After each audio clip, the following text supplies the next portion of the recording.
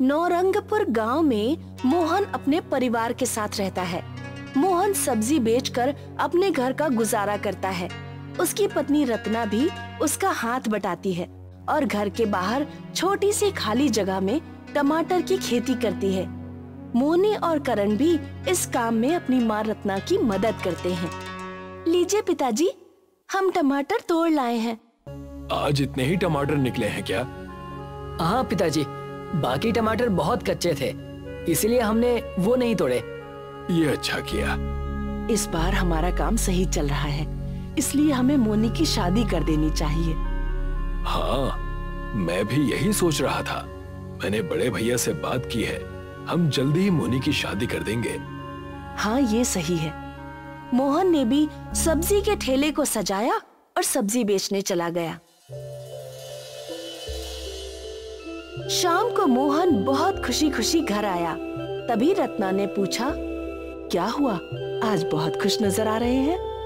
अरे हाँ, बहुत खुशी की बात है। बताइए ना, क्या हुआ? 10 रुपए किलो बिकने वाला टमाटर आज 100 रुपए किलो बिका है। क्या? सच में? हाँ, आज मैंने सारे टमाटर 10 गुना दामों में बेचे हैं। अब हम जल्दी ही अमीर हो जाएंगे। ये बहुत खुशी की बात है। हाँ, अब हमारा सारा काम सही चलेगा और हम मोनी की शादी भी अच्छे से कर देंगे। वो और उसका सारा परिवार खुश था, लेकिन ये खुशी 2-3 दिन की ही थी। एक शाम गांव का जमींदार धनराज आया। अरे मोहन, मोहन, अरे कहाँ हो? बाहर आओ तनिक। जी आया। सरपंच साहब, सुना है आजकल बहुत अमीर हो गए हो। क्या सरपंच साहब, आप भी कैसी बातें कर रहे हैं? टमाटर से कोई कैसे अमीर हो सकता है? क्यों भाई, तुम्हारे पास इतने सारे टमाटर हैं, फिर भी तुम खुद को अमीर नहीं मान रहे हो? ये महंगाई तो कुछ ही दिन की है और ये टमाटर के पेड़ भी ज्यादा नहीं है। अच्छा ठीक है, हमारी बात मानो और आधे टमाटर हमें दे दो। आप इतने बड़े आदमी हैं, फिर गरीब के पेट पर लात क्यों मार रहे हैं? ज्यादा मत बोलो, वरना हमसे बुरा कोई नहीं होगा। आप हमें मामूली से टमाटर के लिए धमकी दे रहे हैं? ये कोई मामूली टमाटर नहीं है, इसका खामियाजा तुम्हें भुगतना पड़ेगा। इतना कहकर सरपंच धनराज वहाँ से चला गया। 2-3 दिन ऐसे ही बीत गए। जाओ बच्चों, खेत से टमाटर तोड़ लाओ, मैं भी सब्जी का ठेला तैयार करता हूँ। लेकिन जब उन्होंने जाकर देखा तो दोनों के होश उड़ गए, क्योंकि खेत में टमाटर ही नहीं थे और सभी पेड़ गायब थे। दोनों घर आए और अपने पापा से कहा, पापा, पापा, जल्दी आइए। क्या हुआ? तुम दोनों इतने घबरा क्यों रहे हो? पापा, खेत में एक भी टमाटर नहीं है। क्या? ये कैसे हो सकता है? वहाँ जाकर देखा तो पूरा खेत उजड़ा हुआ था। ये सब उस सरपंच का किया हुआ है। उसी ने चिढ़कर हमारे छोटे से खेत को उजाड़ दिया। हम इससे अपने परिवार का पेट पाल रहे थे, लेकिन उसको यह बिल्कुल भी बर्दाश्त नहीं हुआ। अगर मैंने उस दिन सरपंच की बात मान ली होती तो आज मुझे ये दिन नहीं देखना पड़ता। हाँ, अगर आधे पौधे के टमाटर उसे दे देते तो आज हमें पूरे खेत से हाथ नहीं धोना पड़ता। अब क्या करें, हम तो बर्बाद हो गए। मोनी की शादी के दिन भी करीब आने वाले हैं। हम इसकी शादी कहाँ से और कैसे करेंगे? अब रोने से कोई फायदा नहीं है, जो होना था वो हो गया। हाँ पापा, इसलिए अब हमें आगे का सोचना चाहिए। पापा, आप ही तो कहते हैं ना कि कोई हमारे हाथ का छीन सकता है, लेकिन हमारी किस्मत का नहीं छीन सकता। पूरा परिवार घर आ गया। सरपंच अपने घर बहुत खुश खुश घूम रहा था। तभी उसकी पत्नी ने आकर पूछा, क्या हुआ जी? आज सुबह सुबह पक्षियों की जगह तुम चहक रहे हो? आज बात ही कुछ ऐसी है। तुम पहेलियां मत बुझाओ, चुपचाप बताओ कि ऐसी क्या बात है। एक बार स्टोर रूम में जाकर देखो। सरपंच की पत्नी स्टोर रूम में गई। वो भी उसके पीछे पीछे गया। पूरा स्टोर रूम लाल लाल टमाटर से भरा हुआ था। उसकी पत्नी ये देखकर चौंक गई। हाँ, हमारे पास इतने सारे टमाटर कहाँ से आए? हम तो बहुत अमीर हो गए। ये सब मेरे दिमाग का खेल है। फिर भी बताइए ना कि आप इतने सारे टमाटर कहाँ से लाए? अभी ये बताने की कोई जरूरत नहीं है। तुम्हें जितने टमाटर चाहिए तुम इनमें से रख लो, मैं बाकी टमाटर को मंडी में बिकवा देता हूँ। ठीक है, 4 पैसे घर में आ जाएंगे। जबकि मोहन का परिवार दुखी था। उसकी पत्नी उसे समझा रही थी, जो हो गया उसे भूल जाइए ना, काहे इतनी चिंता करते हैं? नहीं भूल पा रहा हूँ, मैं अपनी बेटी के विवाह को नहीं भूल पा रहा हूँ। पापा, हम बाजार से टमाटर के पौधे खरीदकर दोबारा खेती कर सकते हैं। तब तक आप सब्जी बेचते रहिएगा, हम दोबारा से टमाटर उगा लेंगे। हाँ, यह तरीका सही है, हमें फिर से खेती करनी होगी। मुझे लगता है कि हमें इसमें देरी नहीं करनी चाहिए। सभी ने मिलकर पौधे लगा दिए। मोहन की वापस वही दिनचर्या चलने लगी। वो सब्जी बेचने लगा और टमाटर के लगने का इंतजार करने लगा। अब पौधों पर टमाटर लग आए हैं। हाँ, लेकिन अब कुछ दिन तक सब्जी बेचना बंद करना पड़ेगा, क्योंकि मोनी की शादी है तो सारा काम देखना है। हाँ, मैं एक दिन में सारे टमाटर बेच आऊंगा, फिर धूमधाम से शादी करेंगे और कुछ टमाटर घर के लिए भी बचा लेंगे। लेकिन किस्मत में क्या लिखा है कौन जानता था। रात को बहुत तेज आंधी और तूफान आया, जिसमें टमाटर की खेती को काफी नुकसान पहुंच गया, जिसने सारी फसल को खराब कर दिया और पके हुए टमाटर भी खराब हो गए। जब सुबह को रत्ना ने उठकर देखा और मोहन को आवाज लगाई, अजी सुनते हैं, जल्दी आइए। अब क्या हुआ? सुबह सुबह क्यों चिल्ला रहे हो? देखिए, हमारी सारी फसल खराब हो गई, हम बर्बाद हो गए। हे ईश्वर, ये अनर्थ क्यों कर दिया? बार बार गरीबों को क्यों परेशान कर रहे हो? अब क्या होगा?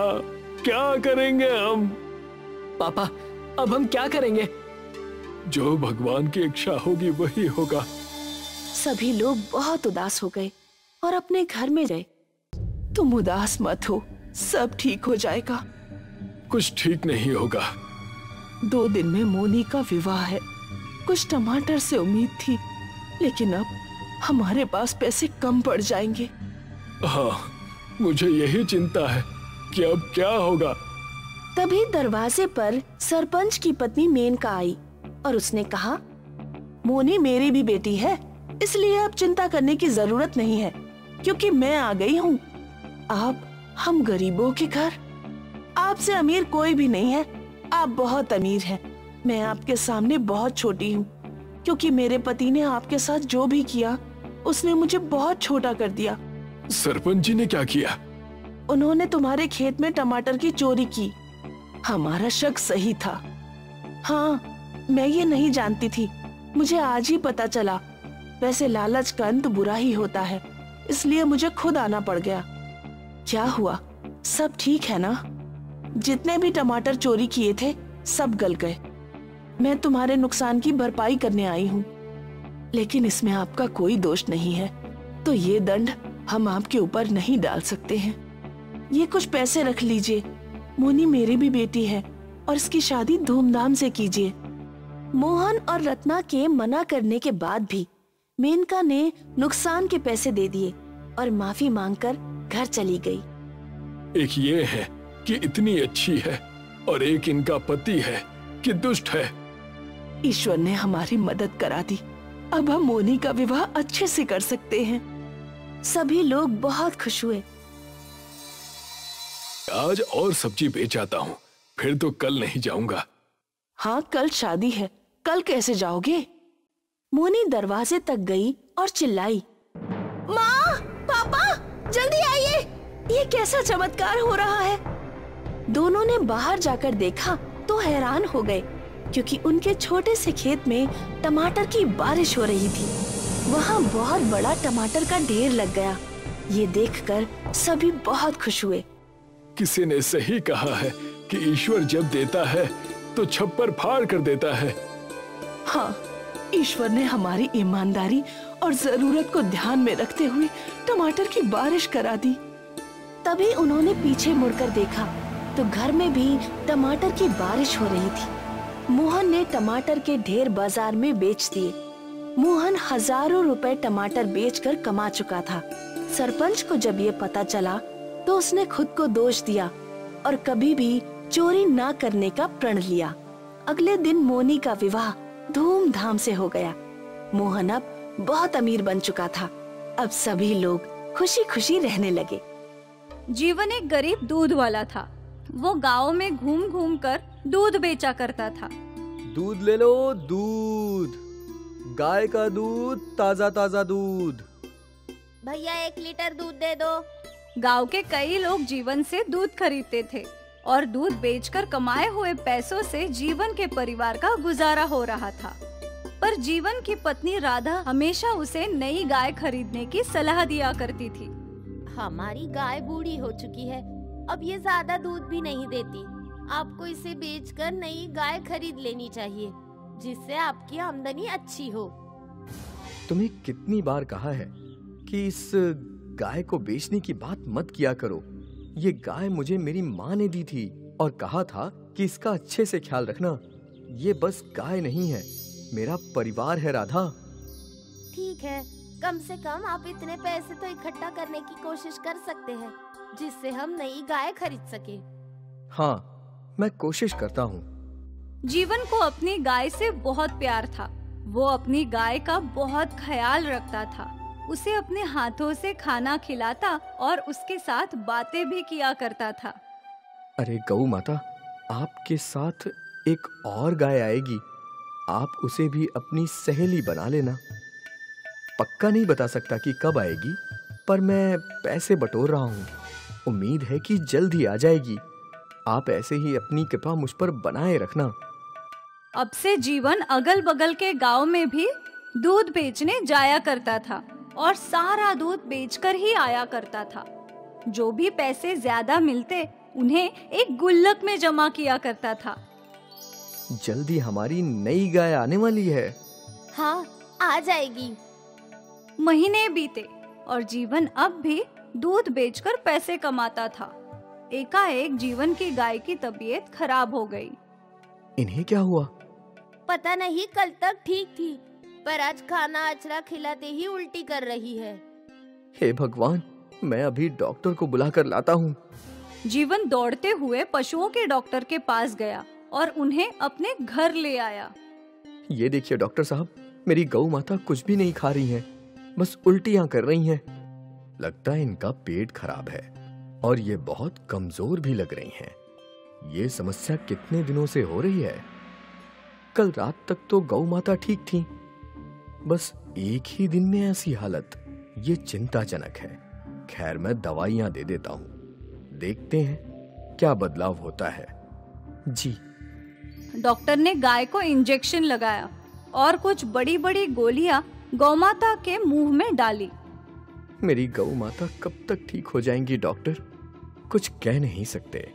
गाय की उम्र हो गई है, अगर दवाइयों ने सही असर किया तो जल्द ही ठीक हो जाएंगी। मैं कल सुबह वापस आऊंगा जांच करने। ठीक है डॉक्टर साहब। डॉक्टर चला गया और जीवन रात भर अपनी गौमाता के पास ही बैठा था। अचानक रात को उसकी गौमाता रोने लगी। क्या हुआ गौ माता, क्या हुआ? जीवन की गौमाता के आंसू रुक ही नहीं रहे थे। जीवन को कुछ समझ नहीं आ रहा था। उसने अपनी गाय को गले लगा लिया और रोते रोते पता नहीं कब गौ माता ने दम तोड़ दिया। जब गौ माता ने सांसें लेना बंद कर दिया तो जीवन हका बक रह गया। नहीं! वो जोर जोर से रोने लगा। राधा दौड़ते हुए आई। मेरी गौ माता चली गई। राधा, मेरी गौ माता चली गई। राधा को इस बात का अंदाजा था। गाय की उम्र हो चुकी थी, पर जीवन के लिए उसकी गाय ही उसका सब कुछ था। गौमाता की मौत से जीवन को गहरा सदमा लग गया था। जीवन ने एकाएक खाना पीना छोड़ दिया था। उसका किसी भी चीज में मन ही नहीं लग रहा था। ये तो होना ही था। आपको अपनी गाय से बहुत लगाव था, मैं जानती हूँ, पर वो अब इस दुनिया में नहीं है। पर हम तो हैं। हमें जीवित रहने के लिए कुछ ना कुछ तो करना ही होगा। हमें दूसरी गाय खरीदनी होगी। ठीक है। राधा ने वो गुल्लक लाया और गुल्लक को तोड़ दिया और पैसे गिनने लगी। ये तो बस 2000 रुपए है। इतने कम पैसों में गाय कहाँ से आएगी? मुझे नहीं पता, मेरा तो सब कुछ मेरी गाय ही थी। अब भगवान की जो मर्जी। हे भगवान। राधा को समझ नहीं आ रहा था कि अब घर कैसे चलेगा। वो भगवान जी से प्रार्थना करने लगी, आप तो कोई चमत्कार दिखाइए प्रभु। रात को सोने से पहले जीवन अपनी गौशाला के पास गया। वो अपनी गौ माता को याद कर रहा था। यहाँ मेरी गौ माता सोया करती थी और वहां मैं उनके पीने के लिए पानी भर के रखता था। अब वो नहीं है तो ये पानी की टाकी भी खाली है। भगवान जी, आपने मेरी गौ माता को क्यों छीन लिया? जीवन फिर से उदास हो गया और घर के भीतर चला गया। जीवन और राधा सो गए और जीवन के सपने में उसकी गौ माता आई। जीवन, तुमने मेरा बहुत अच्छे से ख्याल रखा है। अब मैं नहीं हूँ, पर फिर भी जिंदगी भर तुम्हें दूध की कमी नहीं होगी। जीवन का सपना खत्म कि अचानक बरसात शुरू हो गई। बरसात की आवाज से राधा की आँख खुल गई। इस मौसम में बरसात? राधा ने खिड़की से झांका तो बाहर बरसात हो रही थी, पर ये बरसात कुछ अलग थी। पानी का रंग सफेद था। ये ऐसी कैसी बरसात? राधा ने जीवन को उठाया। देखिए ना, सफेद रंग की बरसात हो रही है। क्या? जीवन ने भी खिड़की से झांका तो वो दंग रह गया। ये सफेद रंग की नहीं, बल्कि दूध की बारिश है। दूध की बारिश? गौ माता मेरे सपने में आई थी और उन्होंने कहा कि मुझे जिंदगी भर दूध की कमी नहीं पड़ेगी। हे भगवान।